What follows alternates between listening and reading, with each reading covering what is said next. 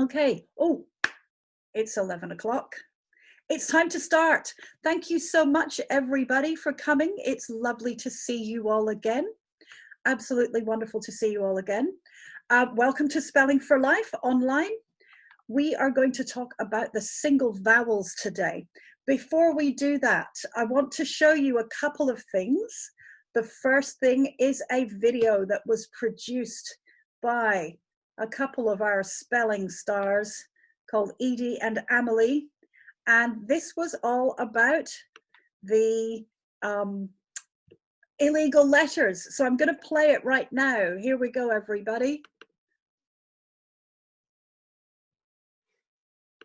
Hi, Lynn. These are the illegal letters. I, J, Q, U, V. So, I, J, Q, U, V. At the end of the word, they cannot be. For example, you might think that the word fly is spelled F-L-I, but actually the I is replaced by stunt double Y because I is an illegal letter. Thank you. Bye. How amazing was that? Wasn't that fantastic? Keep those videos coming. I love them. They are absolutely outstanding. And Edie and Amelie, I think you need to come and work for Lifelong Literacy soon. I think you would be amazing tutors. That was brilliant. Well done. More admin. Next bit of admin. I have got my top dog pajamas on today. They're not particularly, these are just very, very plain Peter Alexander t-shirt, but I do have my Miffy pajama bottoms on. You can see here, waffle Miffy Peter Alexander pajama bottoms. So a lot of the pajamas now are going to be kind of, they're much more decorative on the bottom. And there's Marvel, right on time, coming to say hello to everybody. All right, Marvel, you're in the way because we need to start the lesson proper. Thank you very much. It's like he knows what I'm saying. All right, here we go. The single vowels. I'm going to share my screen with you again. And what you're going to need is your pencil and a piece of paper. Bobby, can you share screen for me? Is that a way you, or is it you sharing your screen? Okay, so I've started the slideshow again, like a fool, and I'll just, all right, so you can see my PowerPoint now. Okay, everybody, let's start. Let's do the lesson. So before we go on to the more complicated parts of Spelling for Life, we really need to look at the single letters and what they do. Soon we're going to be combining all of those things to show the structure of words, but we need to get the single vowels out of the way especially. So that's what today's lesson is about. The single vowels are the vowel letters A, E, I, O, and U, and they represent different sounds in words. Usually, and we did do a little lesson on this before I started the whole Spelling for Life thing. Usually in words, the most common sound that these vowels represent are a, e, o, a, and we're going to call that their sound. That's how I refer to them. I know that there are some teachers that say short sound, long sound. There's a reason why I don't use those terms. And I've written about that in the Spelling for Life book. I'm not going to go into it too much here, but I'm saying sound. When I say this is the sound of the vowel, I mean a, e, o, a. Also, there is name. The name of a vowel is what we use when we say the alphabet, A, E, I, O, U. So vowels represent their first and most common sound, and they also represent their names. And sometimes vowels can represent extra sounds. So we're going to look at the extra sounds too. This is a fairly easy lesson. I know that most of you guys really, really understand your vowel sounds. That's not the point. The point here is to look at when a vowel is saying its sound, when it is saying its name, and what kind of words the extra sounds appear in. That's what I want you to be thinking about today. So the first and most common sound of the letter A is a, and our example word is bat. Yep, bat, cat, hat, cap, so on. Lots and lots of words where A is representing an A sound. And that's the most common sound that A represents. Next, though, A has a name, and in words, it can often represent its name, like in the word bacon. So what I'd like to hear from you is, why is the A saying A in bacon? How come it's not saying bacon? How come when you read that word, you know that you have to say A when you see the letter A? What is the signal? How do you know that? Even if it were a non-word, if you'd never seen the word before that had that structure, if you had learned the rules of English spelling, you would know that it makes an A sound. What is going on? Why? I'd like to hear some theories, because there's all sorts of different teaching around this. So what is it about it? Yes, the Nichols family, straight onto it. What we do say is that we have what's called an open syllable here.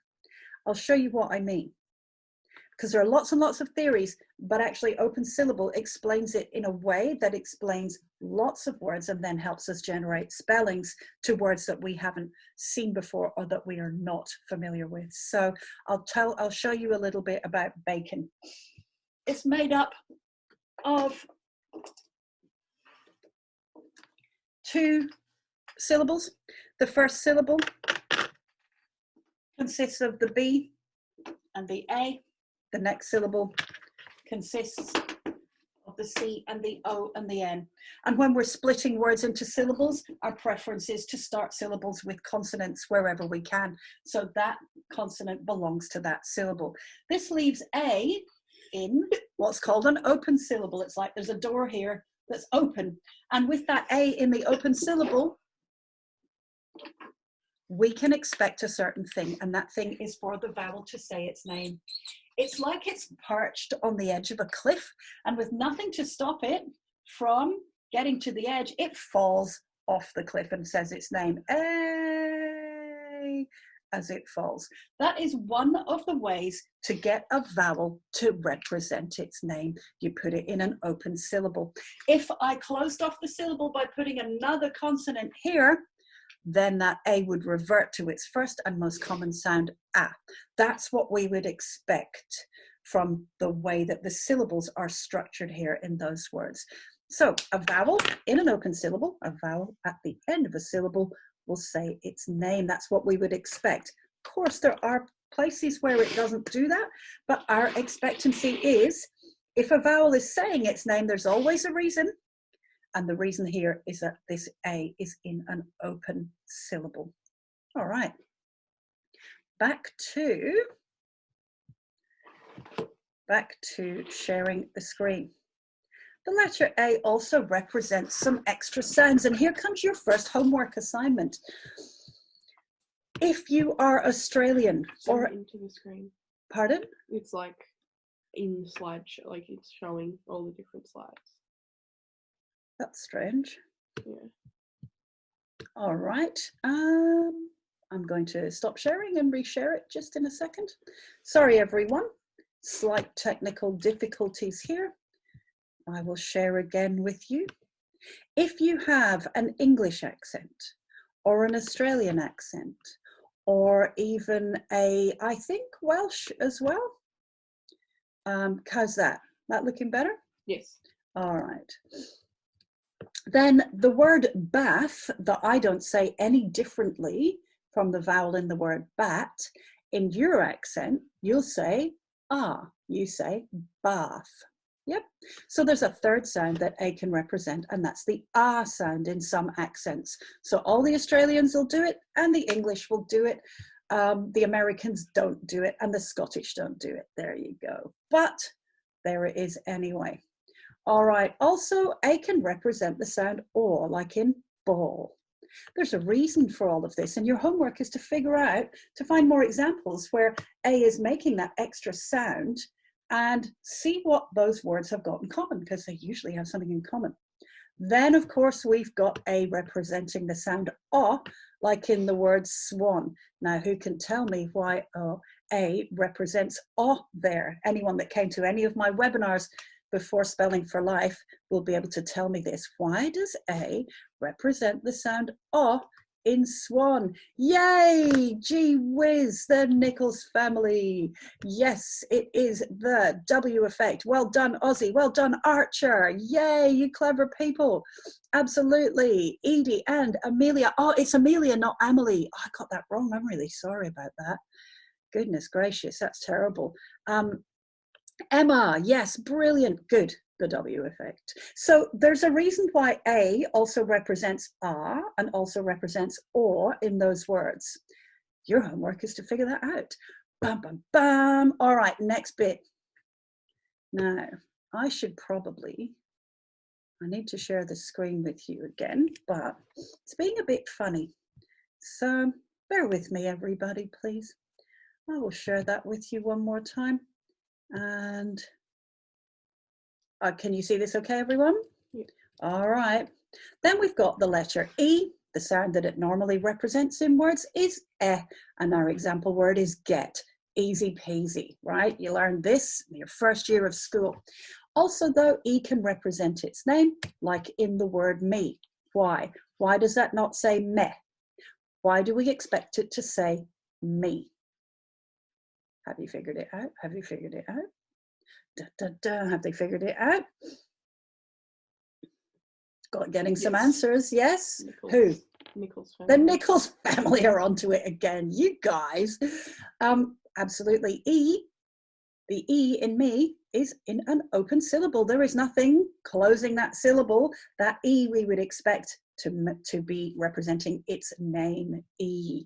There is nothing to shut that syllable. If I put a T at the end of that word would go met.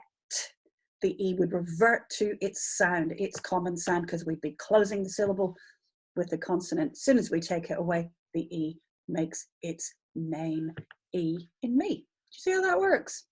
It's amazing. Let's keep moving. Then we've got the letter I. Its most common sound is I, like in the word sit. Again, you know this stuff, but let's compare it to a word where the I is representing its name I, like tiger, right? Now, I have to issue this disclaimer. I have to say that I've got tigers on the wall and I've been using the word tiger long before the Tiger King came out, okay? This has been, I am not being influenced by that documentary at all. There you go. We were still doing tigers long before it all came out. It's good though, isn't it? Anyway, back to this. Why does the I say its name in tiger? Why is it not Tigger? Answers.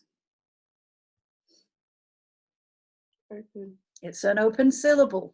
The G belongs to the second syllable. If we split that word into two syllables, we tend to start syllables with consonants wherever we can. That G would move over to that second syllable, leaving the I in an open syllable.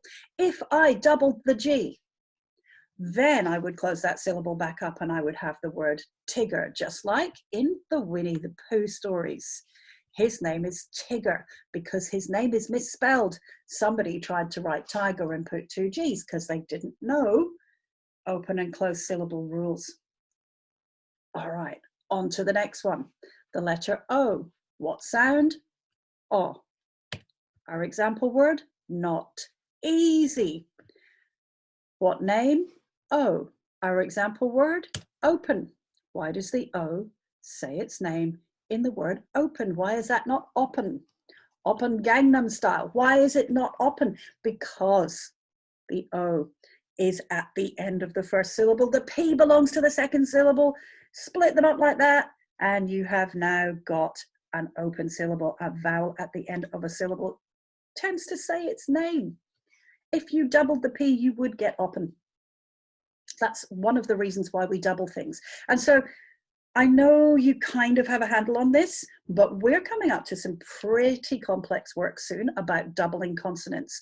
What I see a lot of the time is people not knowing where to double consonants and where to keep them single. This is the lead into that. You've got to understand this, the concept of open syllables.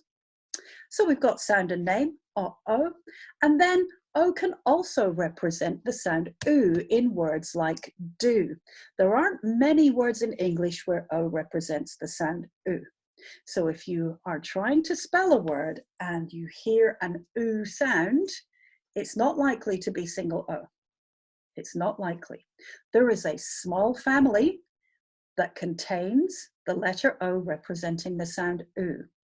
You should learn that as a family and then do double O the rest of the time, because you'll be right more if you do double O. Single O, not good.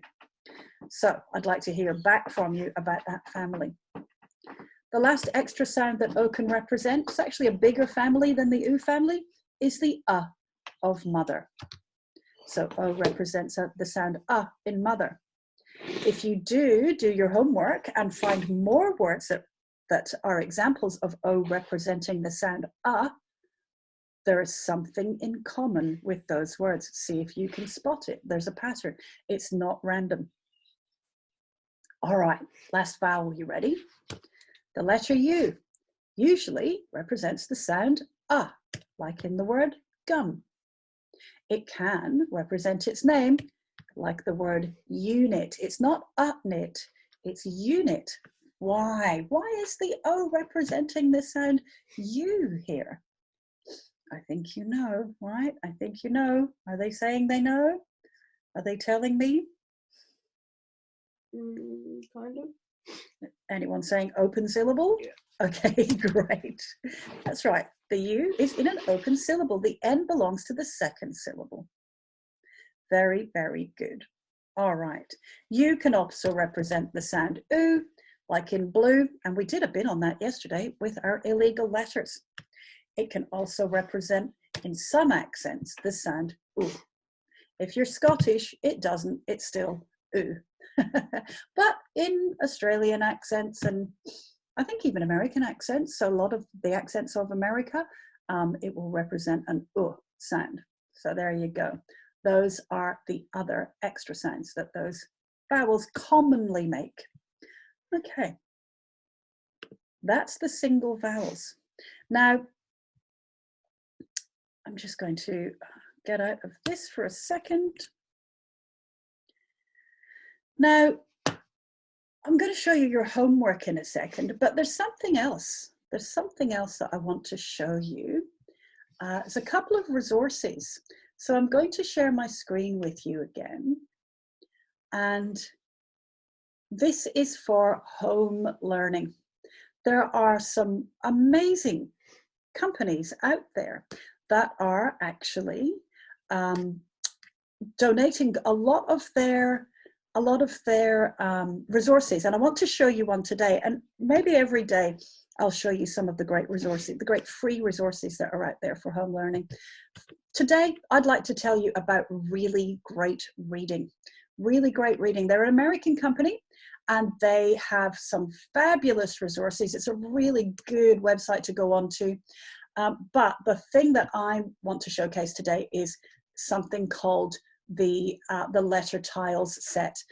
And you can, this is free. This is just a download, not a download, sorry, it's just a website. And you can play about with these letter tiles. Do all sorts of fantastic things with them on an iPad or on your computer. They have prefixes and suffixes as well, so that you can really make lots of words and word parts, and it gives you quite a lot of great resources to play around with. So I would definitely recommend Really Great Reading. So there you go. Those are the letter tiles. I will put a link to that into your into the chat right now, and I'll also put it on my website. That's the one that I wanted to talk to you about today. Back to homework though. The homework is going to be this. And look, everything that we do, what am I sharing here? Have I got this right?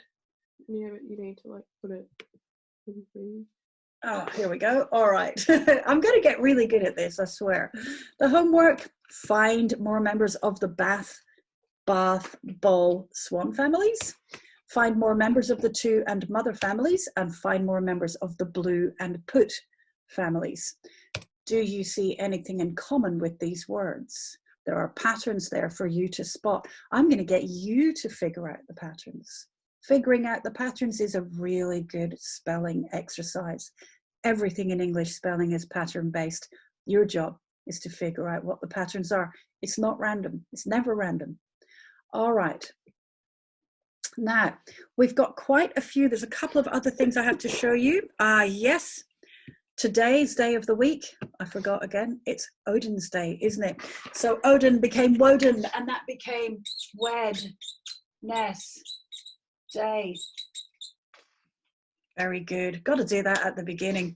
Another thing is that I have got an illegal letters poster here. I've made some posters up of a lot of the rules that we're going to talk about in the Spelling for Life lessons. And I'm going to be sending those out as well as prizes, because I think we should have a competition every week. I think we should have some form of competition every week, and I'll send those out. I'm not trying to sell them. So there we go. Those are the illegal letters posters. And the other thing is, yes, you are just about finished the first level of Spelling for Life.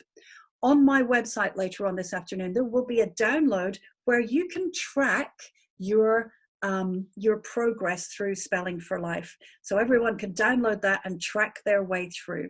Also really interested in feedback about what's a good time to do this, because I'm going to continue doing this until all the Spelling for Life lessons are done. All right, now looking through the chat, because guess what time it is? Yeah, it's question time. Looking through the chat now, we've got Edie and Amelia straight there. Go for it. What is your question? Are you unmuting? Yes. We wanted to know why do we have open syllables? Well, it's a good question. And again, you've got to think like this, right? We've got tens of thousands of words and we've got 26 letters.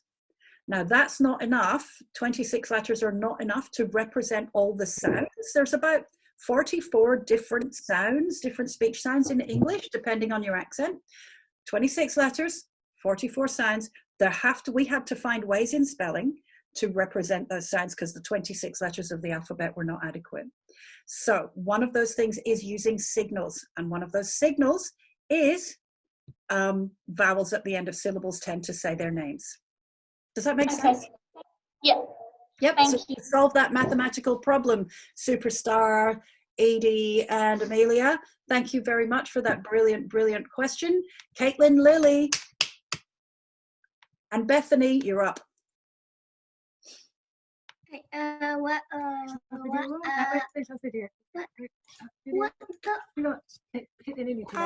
Why does C and B have two E's? Got it, right. The word see, like I see with my eyes, and the bumblebee. Yeah. Well, if ever you have a question about why does the word, the answer is, where did it come from?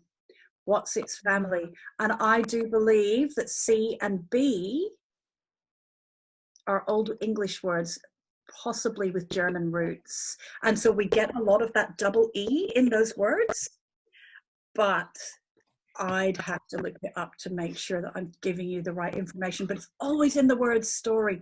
And here's the other thing, putting the letter E next to a vowel will also signal that you need to say that vowel's name. And we're going to go into that too. So that was really, really clever. That was a brilliant question. Thank you. And I can't give you all the answers because it's all about the story of the word as well. But double E, that's another signal. Make sure you say the E sound. Thank you. Thank you. I'll speak to you soon. I'm off to the post office today, by the way, everybody, to post out chocolate in sanitized bags. Mitchell and Emily, you're up.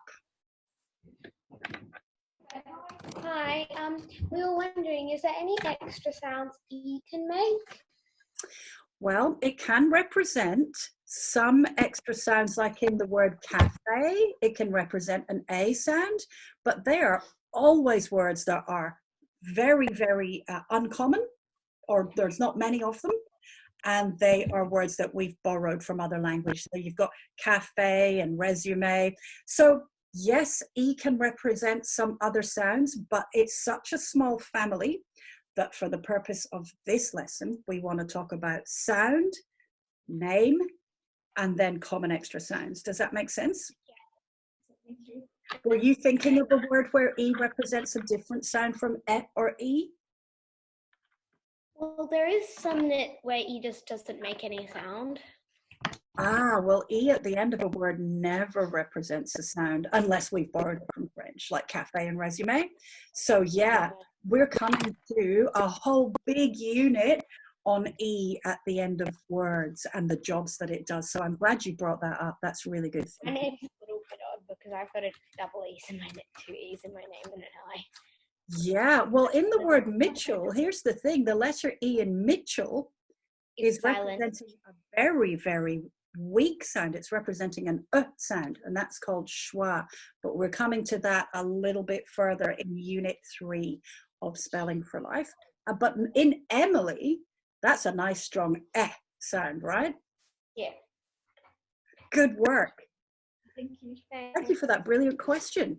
Super stuff. Ooh, Grace and Hannah, you're up.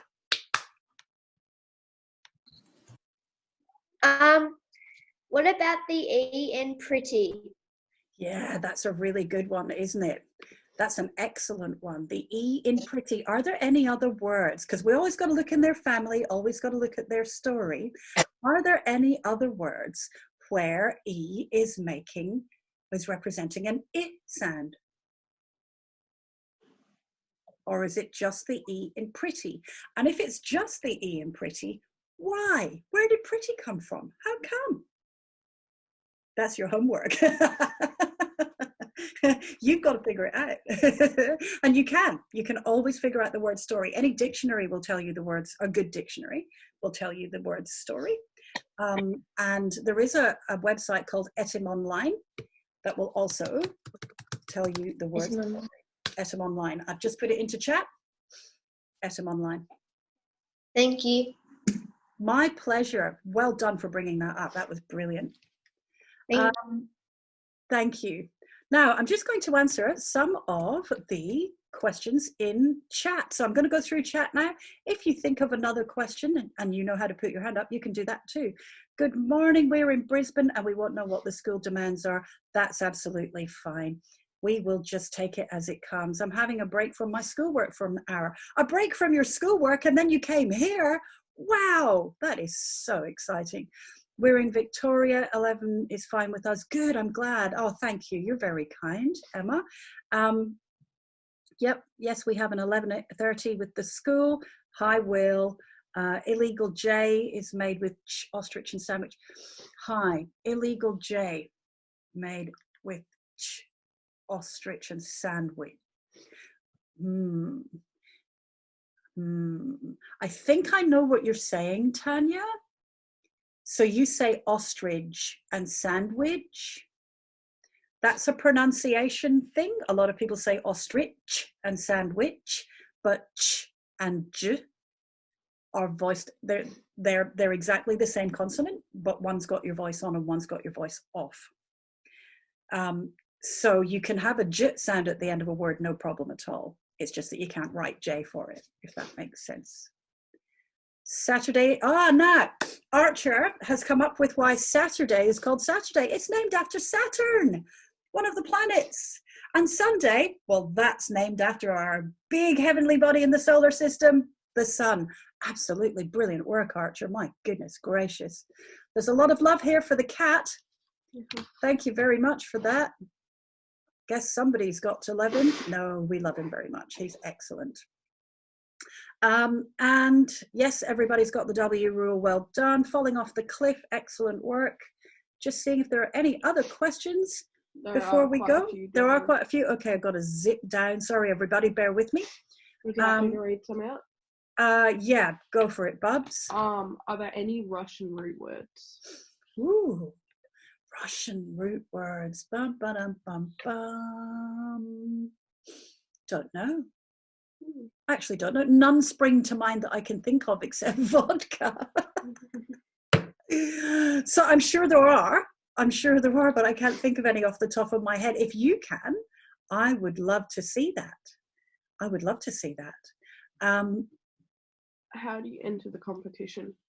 Okay, I haven't done a competition yet. I will announce a competition on Friday so that you've got the whole weekend to think about it as well. So that will be happening on Friday. What was the game called? That one spelling game, not spelling game, the one you showed before, like the website. ReallyGreatReading.com. Sorry, here is the. Oh, I don't want it sent privately. I want it sent to everybody. Sorry, I'll do that again. ReallyGreatReading.com / letter tiles is where you will find those that brilliant resource. Yep, vodka. This is a Russian. Is it a Russian fruit? You're saying?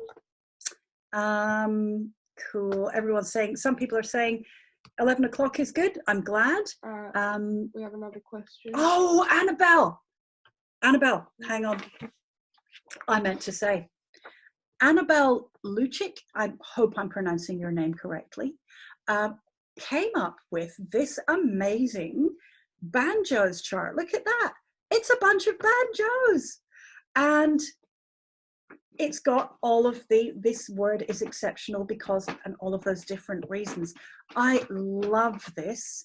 And I would like to say a big thank you to Annabelle for designing this. And we are going to take it into our art studio and we're going to make it all really graphically, superb. And then we're going to let you have it. You can all use this banjos chart if you like. That's brilliant work, Annabelle. Thank you so much for that. That was amazing. And Lucic. I should have said Lucic. Right, Lucic. I'll never forget. Okay. It does look amazing. And Mario says he can't see it. Yeah, it's really blurry. It's really blurry. Well, guys, looks like you're going to have to wait for when we release it then. It's really good. All right. Now, Croatian background. Got it. Thank you, Annabelle. There's another one saying Lord Surya is the god of Sunday. Okay. That's very interesting. I like that a lot. You guys are really knowledgeable. Got a lot of great background knowledge there. Guess what? It's time. In 3, 2, 1, I'm going to unmute everybody and then we can say goodbye. Tomorrow we are looking at the letter Y. The letter Y. Now that has already been done, but we're going to do it again and record it this time. All right. Saying goodbye. Bye. Bye. Bye. Bye. Bye. Bye.